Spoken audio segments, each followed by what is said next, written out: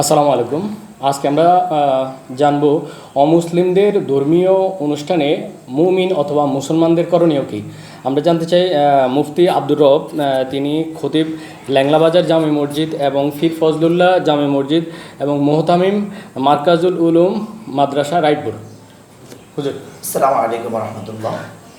নাহমাদুহু ওয়া নুসাল্লি আলা রাসূলিহিল কারীম, আম্মা বা'দ। ফাআউযু বিল্লাহি মিনাশ শাইতানির রাজীম। বিসমিল্লাহির রাহমানির রাহিম। আল-ইয়াওমা আকমালতু লাকুম দীনাকুম ওয়া আতমামতু আলাইকুম নি'মাতি ওয়া রাদিতু লাকুমুল ইসলাম দীনা। এই প্রশ্ন করেছেন খুব গুরুত্বপূর্ণ একটি প্রশ্ন, সময়ের খুবই প্রয়োজনীয়। আমরা যেহেতু মুসলমান, এই জন্য আমাদের প্রত্যেকের জানা উচিত অমুসলিমদের তো ধর্মীয় উৎসব থাকে, যেভাবে আমাদের মুসলমানদের উৎসব থাকে রয়েছে। তো অমুসলিমদের ধর্মীয় উৎসবে আমরা যেহেতু আমাদের দেশে সংখ্যাগুরু, আমাদের সংখ্যা বেশি, অমুসলিমদের সংখ্যা কম, সংখ্যাগুরুদের ধর্মীয় অনুষ্ঠান আমাদের জন্য করণীয় কী, তখন আমরা কী করব?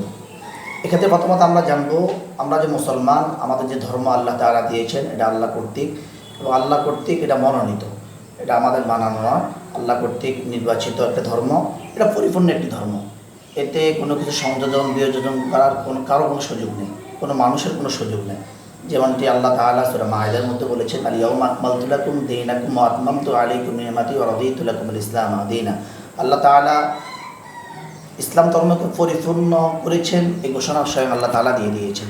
এই জন্য আমাদের প্রত্যেকের জানা উচিত, আমরা যে মুসলমান, ইসলামের একটা দর্শন আছে, দর্শনটা হলো আল্লাহর ইবাদত করা এবং আল্লাহর সাথে কাউকে অংশীদার না বানানো। এরপরে আল্লাহ তাআলার ইসলামের একটা দর্শন হলো, আল্লাহ তাআলা বলেছেন, নির্দেশ করেছেন আল্লাহর গোলামি করা এবং মূর্তি পূজা না করা, মূর্তির সামনে না যাওয়া, মূর্তিকে সিজদা না করা, এটা আল্লাহ তাআলা বলেছেন, এটা ইসলামের একটা দর্শন। এই জন্য আমরা এটা জানবো, যারা সংখ্যালঘু বা অমুসলিম, তাদের ধর্মীয় যে উৎসব রয়েছে সেগুলো তারা একদম বিনা বাধায় তারা পালন করবে। স্বাধীনতা রয়েছে পরিপূর্ণ, এতে কোনো মুসলমান তাদেরকে বাধা দেওয়ার সুযোগ নেই।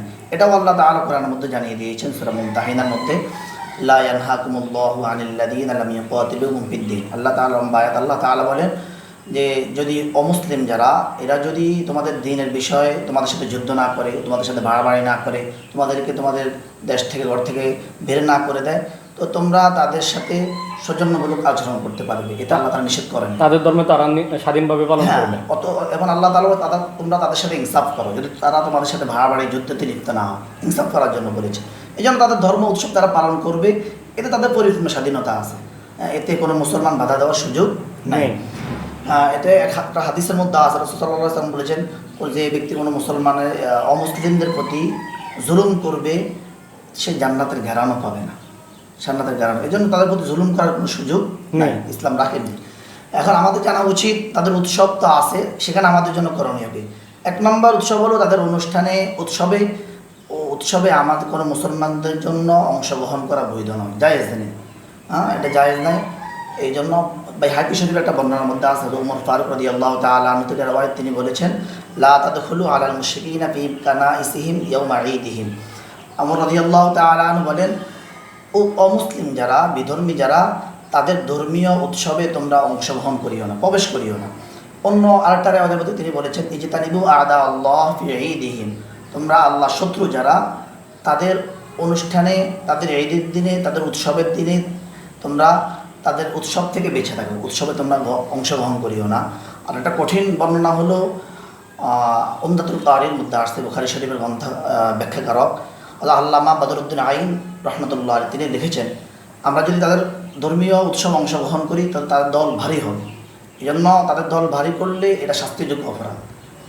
আল্লামা বদরুদ্দিন আইন রহমতুল্লাহ আলাইহি তিনি বলেন, ইন্না মান কাসসারা সাওয়াদা ফি মাসিয়াতিন, কোনো মুসলমান যদি কোনো ব্যক্তি যদি তারও গুনার মধ্যে তার দলকে ভারী করে, তার দলের অংশগ্রহণ করে, তার দলকে ভারী বানা, তো এটা হলো শাস্তিযোগ্য অপরাধ। আন্নাল উকুবাতা তালজিমু মাআহু, তাদেরকে যে শাস্তি দেওয়া হবে, যে অংশগ্রহণ করবে তাকেও একই শাস্তি দেওয়া হবে। এই জন্য এটা শাস্তিযোগ্য অপরাধ। তাদের ধর্মীয় উৎসবে অংশগ্রহণ করা, এটা জানা গেল এটা শাস্তিযোগ্য অপরাধ, এটা সেই অপরাধের মতো কাজ করেছে। এবং পূজা উৎসবে আমরা যারা মুসলমান আছি, আমাদের সহযোগিতা করা জায়েজ আছে কিনা, এটা গুরুত্বপূর্ণ একটি বিষয়। এটাও হাদিস স্পষ্ট করার মধ্যে আল্লাহ তাআলা বলেন, ওয়ালা তারকানু ইলাল্লাযীনা যালামু ফাতামাসসাকুমুন নার, যে যারা ধর্মীয় উৎসবে যারা জালিম, এবং আল্লাহর সাথে শিরিক করা এটা হলো বড় জুলুম। এবং যারা জালেম তোমরা তাদের প্রতি ঝুঁকে দিও না, তাদেরকে সহযোগিতা করিও না। অন্য আল্লাহ বলেছেন তাআওয়ানু আলাল বিররি ওয়াত তাকওয়া ওয়ালা তাআওয়ানু আলাল ইসমি ওয়াল উদওয়ান। নেকের কাজে তোমরা সহযোগিতা একে অপরকে করো, কিন্তু গুনাহের কাজে তোমরা একে অপরকে সহযোগিতা করিও না। এটা কিন্তু নিশ্চিত যারা অমুসলিম তারা আল্লাহর সাথে অংশীদার বানা শিরিক করে এবং তাদের উৎসবে আল্লাহর সাথে অংশীদারে করে, সেখানে গুনাহ হয় সরাসরি। এজন্য সেখানে এটা গুনাহের কাজ। এই ক্ষেত্রে আমাদের কোনো মুসলমানদের জন্য সহযোগিতা করার কোনো সুযোগ নাই। হ্যাঁ, এক্ষেত্রে একটা বিষয় গুরুত্বপূর্ণ, সেটি হলো যারা যেহেতু তারা আমাদের রাষ্ট্রে থাকে, আমাদের রাষ্ট্রে সব নিয়ম কানুন মেনে চলে, এই জন্য রাষ্ট্রীয় যারা আছে রাষ্ট্রীয়ভাবে তাদের উৎসব পালনে সম্পূর্ণ তাদেরকে সহযোগিতা করা হবে, রাষ্ট্র করবে। কিন্তু কোনো মুসলমান নিরাপত্তার স্বার্থে তাদেরকে সহযোগিতা করবে, এটা তো ইসলামী রাষ্ট্রেরও প্রয়োজনীয়তা আছে, গুরুত্বপূর্ণ। এই জন্য রাষ্ট্র তাদেরকে সহযোগিতা করবে, তাদের ধর্ম পালনের ক্ষেত্রে তাদেরকে পরিপূর্ণ স্বাধীনতা দিবে, এটা রাষ্ট্রের দায়িত্ব। এরপরে আরেকটা গুরুত্বপূর্ণ আমাদের মুসলমানদের জন্য জানা উচিত হলো তাদের ধর্মীয় উৎসবে তাদেরকে শুভেচ্ছা বা অভিনন্দন জানানো জায়েজ আছে কিনা, এটাও সম্পূর্ণ হারাম। আল্লামা ইবনুল কাইয়্যিম রাহিমাহুল্লাহ তিনি স্পষ্ট বলেছেন, সকল ইমামদের মতে বিধর্মীদের বা অমুসলিমদের ধর্মীয় উৎসবে তাদের বিশেষ শব্দ দিয়ে তাদের বিশেষ দিনে তাদেরকে অভিবাদন জানানো, তাদেরকে শুভেচ্ছা জানানো স্পষ্ট হারাম, কোনো সুযোগ নেই। আরেকটা গুরুত্বপূর্ণ বিষয় হলো অনেকেই এখন আমরা তাদের উৎসবে যাই, এক্ষেত্রে দেখা যায় তাদের প্রসাদও গ্রহণ করি, মানে তাদের খাবার গ্রহণ করি, এটা তো স্পষ্ট হারাম। তাদের উৎসবের দিন তারা যে প্রসাদ বানায় এটা দুই কারণে হারাম হতে পারে। একটা কারণ হলো সেটা তাদের মূর্তির নামে উৎসর্গ করা হয়, দুইটা কারণ হলো তাদের ওই প্রসাদের মধ্যে হারামের মিশ্রণ থাকে। দেখা যায় তাদের গোবৎস গরুর বিভিন্ন তাদের যদি সেটাকে গুরুত্ব দেয়, হারামের মিশ্রণ থাকতে পারে। এই জন্য না খাওয়া উত্তম। আমাদের মুসলমানদের জন্য মুসলমানদের বাবা মুফতি কেরাম সেটাকে হারাম ঘোষণা দিয়েছেন। এই জন্য তাদের অনুষ্ঠানে অংশগ্রহণ করে তাদের প্রসাদ খাওয়া এটা স্পষ্ট মুসলমানদের জন্য হারাম। এবং এই তাদের অনুষ্ঠানের সময় আসলে মুসলমানদের জবান দিয়ে ধর্ম যার যার উৎসব সবার, এই কথাটা একদম একটা রাজনৈতিক স্লোগান, এটা থেকে আমাদেরকে বেঁচে থাকতে হবে। এমন স্লোগান আমাদের জন্য কখনো কাম্য নয়। এবং এখন আমরা শুনতে পাচ্ছি বিভিন্ন বা দেখতে পাচ্ছি বিভিন্ন তাদের ধর্মীয় উৎসবে মুসলমানদের ভিড় থাকে। এই জন্য আমার সকল মুসলিম উম্মার প্রতি আমার অনুরোধ থাকবে, তাদের উৎসব তারা পালন করবে, এক্ষেত্রে আমরা তাদেরকে বাধাও দিব না, সেখানে আমরা অংশগ্রহণও করবো না। হ্যাঁ, সে কোনোভাবে বাধা দেওয়া যাবে না, আবার অংশগ্রহণ করা যাবে না। তবে যারা রাষ্ট্রীয় দায়িত্বে আছেন তারা অবশ্যই সেখানে তাদের নিরাপত্তার স্বার্থে তাদেরকে নিরাপত্তা দিতে হবে, সহযোগিতা করতে হবে। সবশেষে উক্ত আলোচনা কথাগুলো মেনে চলার তৌফিক দান করুক আল্লাহ তাআলা আমাদেরকে, আমিন। আসসালামু আলাইকুম।